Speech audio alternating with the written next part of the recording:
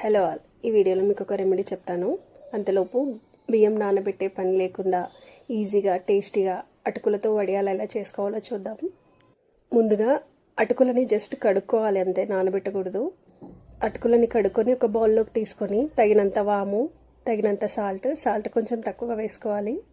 తర్వాత కలర్ కోసం కొద్దిగా పసుపు, అల్లం వెల్లుల్లి పేస్ట్, చిన్న చిన్న ముక్కలుగా కట్ చేసుకున్న ఆనియన్స్ కూడా వేసి బాగా సాఫ్ట్గా కలుపుకోవాలి.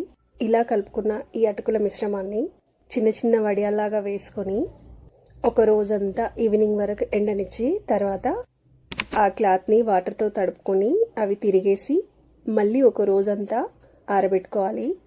అలా ఆరబెట్టుకున్న వడియాలని వేడివేడి నూనెలోకి వేయించుకుంటే కరకరలాడే అటుకుల వడియాలు రెడీ అవుతాయి. ఒక రెమెడీ చెప్తానన్నాను కదా, పిల్లలకి దిష్టి తగిలి ఎప్పుడు ఏడుస్తూ ఉండి పడుకోకుండా ఉంటే ఇంట్లో ఉన్న 20 అగరబత్తులు తీసుకుని 11 సార్లైనా 7 సార్లైనా యాంటీ క్లాక్ వైజ్గా తిప్పి బయటికి వెళ్ళి ఆ అగరబత్తిని కాల్చేయాలి. అలా కాల్చేటప్పుడు పైన కప్పు ఉండకూడదు, అంటే టెర్రస్ పైన కాల్చాలి.